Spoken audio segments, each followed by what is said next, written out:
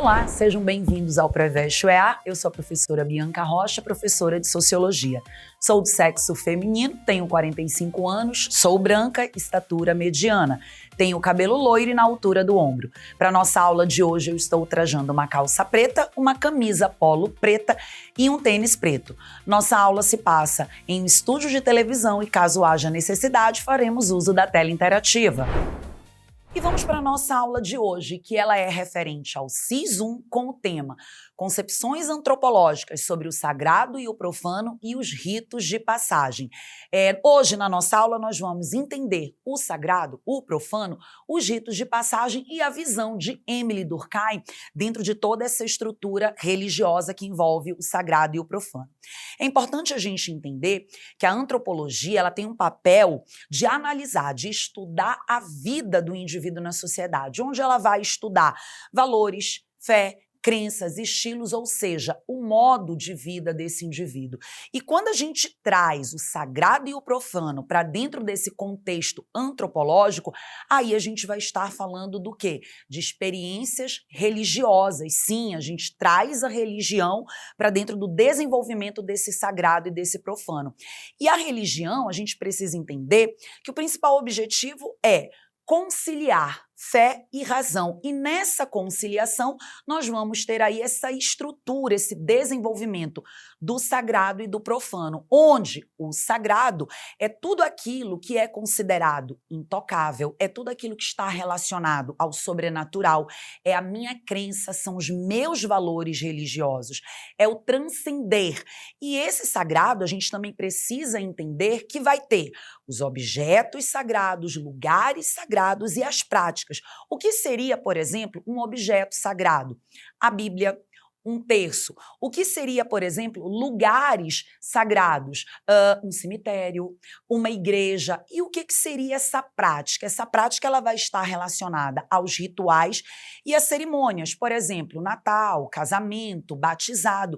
E esses rituais a gente pode tomar como exemplo a Igreja Católica na missa, onde tem o ritual da comunhão, do ofertório, ou seja, esse sagrado, ele sempre vai vir com as suas proibições e com as suas regras. Quando a gente pensa no profano, por mais que tenha a palavra um pouco pejorativa, mas o profano ele é o quê? Ele é o oposto. E eu posso dizer que ele é esse oposto sendo o meu cotidiano, ele é aquilo que se torna comum, é o dia a dia, é a minha vida, é eu acertando, é eu errando, é eu no meu local de trabalho, é eu jantando com os amigos, comendo, conversando, ou seja, ele tem a ver com tudo aquilo que faz parte do dia a dia do indivíduo. E aí a gente precisa entender que essa colocação do sagrado e do profano, eles também vão ter todo um contexto cultural, porque quando a gente pensa na religião, é um comportamento e se torna algo cultural. Importante a gente mencionar também a ideia de Émile Durkheim, de um sociólogo, onde ele vem e dá a sua contribuição para toda essa estrutura, sagrado e profano. E Émile Durkheim, ele vai falar do sagrado e do profano, desenvolvendo ele em 3 ideias. E quais são essas 3 ideias? Oposição, separação e a função social. Vamos entender cada uma delas.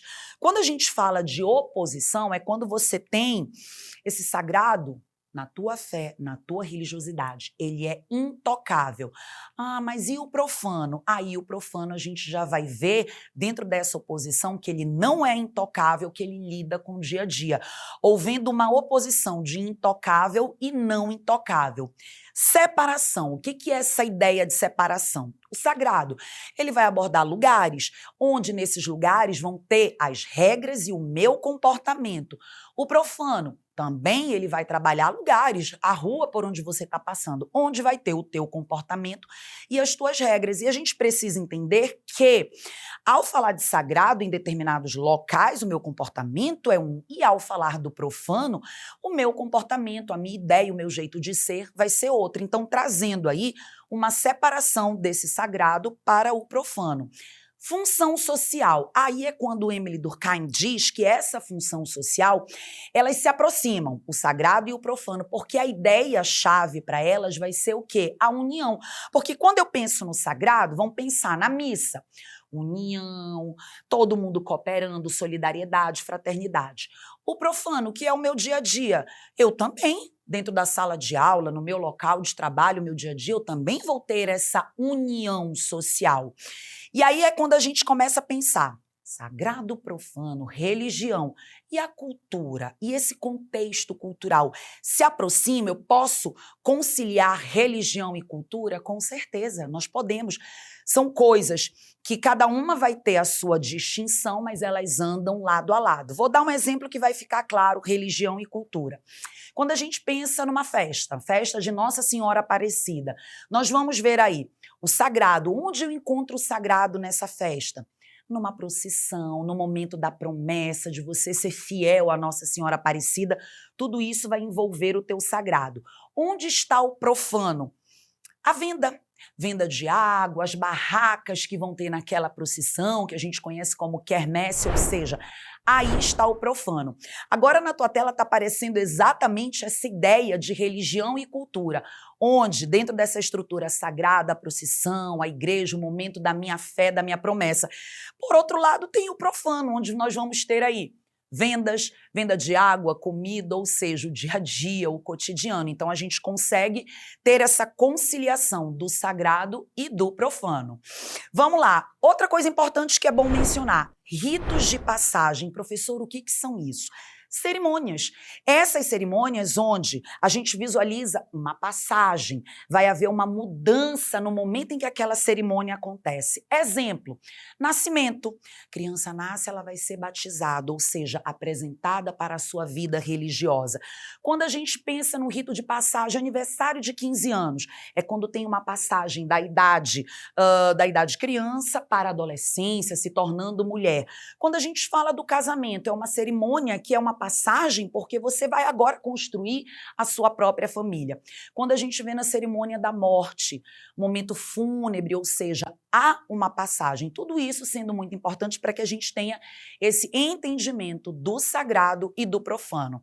Beleza? Espero que vocês tenham entendido a nossa aula de hoje. Olha aí, nascimento, a cerimônia do casamento, que mostra essa passagem na vida do indivíduo. E vamos agora para a nossa primeira questão. Vamos lá exercitar.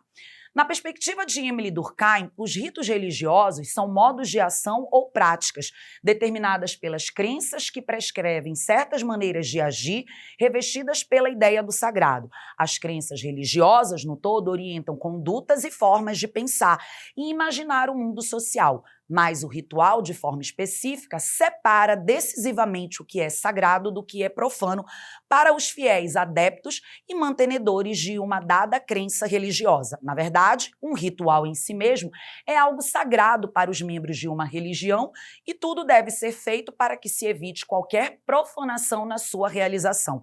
Partindo do exposto, é correto concluir que é exemplo de ritual, ou seja, uma questão que estava abordando aí o sagrado, a tua fé, a tua crença, a religiosidade. Letra A, a comunhão da missa católica, em que se realiza a comunhão do corpo e do sangue de Jesus Cristo. Eu já gosto, porque você está falando do sagrado, você está falando da tua religiosidade no momento da comunhão. Mas vamos analisar as demais. Letra B, o uso de cocares e penachos de aves pelos grupos indígenas quando reivindicam suas terras. Se a gente for parar para pensar, a reivindicação é certo, é válido, momento político, não um ritual religioso. Letra C, a encenação da dança do toré indígena feita por um grupo artístico cearense em um centro de eventos. A gente fala de cultura, mas a gente não fala nada sagrado, nada religioso. Letra D, o pensamento é levado aos céus para Deus quando os cristãos se defrontam em dificuldades na vida. A gente pode ter dificuldade, pode pedir essa intercessão de Deus, mas não é um ritual sagrado. Logo, nós vamos ter aí como opção correta, letra A. Vamos seguindo, vamos para a nossa próxima questão. O fundamentalismo sempre existiu nas tradições religiosas. Consiste em interpretar literalmente o texto sagrado sem contextualizá-lo e extrair deduções alegóricas e subjetivas como única verdade universalmente válida. Para o fundamentalista, a letra da lei vale mais que o Espírito de Deus. Todo fundamentalista é um altruísta, está tão convencido de que só ele enxerga a verdade que trata de forçar os demais a aceitar o seu ponto de vista. Há muitos fundamentalistas em voga desde o religioso, que confessionaliza a política ao líder político que se julga revestido de missão divina. Eles geram fanáticos e intolerantes. Uma das melhores conquistas da modernidade, boa, é a separação entre igreja e Estado. Nada de pagãos coroando reis como na Idade Média.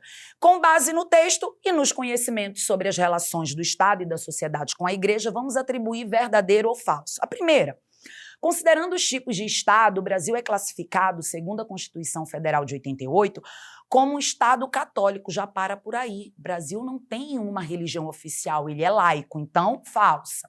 Próxima. Segundo o texto, a influência das religiões na política é uma ameaça à cidadania, uma vez que esta pressupõe o princípio da igualdade. Se a gente for parar para pensar, a gente tem que separar a política de religião, porque senão causa intolerância, fanatismo. Então, nós temos aí uma opção como correta. A próxima. Weber analisa o Estado moderno como um exemplo de dominação legal, com administração burocrática, ou seja, aquele que afasta elementos irracionais das suas atividades com as relações religiosas, por exemplo. Certíssimo, verdadeiro. Weber, ele trabalha por uma sociedade de dominação racional e legal, e a irracionalidade sai. E muitas vezes a intolerância, o fanatismo pode se tornar algo irracional. Próximo, a presença oficial de feriados do calendário religioso católico para o calendário civil brasileiro é um exemplo de que os argumentos do autor do texto serão equivocados. O que a gente precisa entender? Que a gente é por tradição, é por respeito que se mantém essas datas religiosas no calendário. E a última diz: no Brasil, o mito da democracia racial é um dos responsáveis pela discriminação de negros e indígenas, bem como de suas manifestações religiosas, e tende a se agravar pelo fundamentalismo religioso na política. Certíssimo. Se a gente for parar para pensar, a gente tem que ter cuidado, porque o fanatismo ele pode também levar, essa intolerância também pode levar aí um problema racial. Então nós vamos ter como opção correta letra C.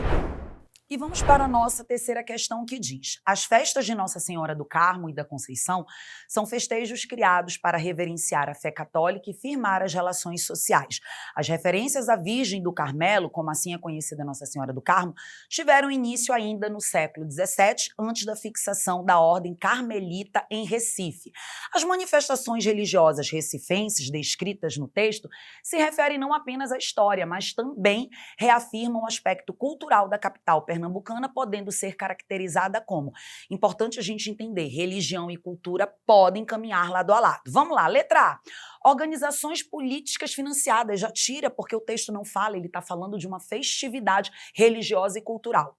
Letra B. Locais de práticas sociais e visibilizações de ações de ONGs. Também não. Letra C. Agrupamento de pessoas visando manter a memória, a fé e as manifestações populares. Atenta para ela. Mas vamos lá. Letra D. Festividades profanas autorizadas pela Igreja Católica, desassociadas de manifestações religiosas. A Igreja, ela não vai permitir manifestações profanas, não. Letra E. Grupos sociais de interesses políticos e morais com regras claras de participação nas festividades. A questão não fala de interesses políticos, e sim de fé, valores religiosos. Então, logo nós temos aí letra C como correta. E eu tenho uma visita ilustre. É o Caio. Tudo bem, Caio? Diga sua dúvida. Professora Bianca, o sagrado sempre vai estar relacionado com a religião? O sagrado, ele não é algo oficial da religião. Por exemplo, a bandeira do Brasil. Eu posso dizer que ela é sagrada? Posso, pela identidade, pela coletividade, pelo patriotismo que nós temos em respeitá-la, em reverenciar a bandeira do Brasil, se tornando sagrado, mas não religioso. Na nossa aula de hoje, nós vimos aí o tema do SISU com concepções antropológicas sobre o sagrado e o profano e os ritos de passagem. Espero que tenham gostado da nossa aula. Não esquece de seguir o Preveste UEA nas redes sociais e baixa o aplicativo que está aparecendo aí no QR Code na sua tela. Um beijo!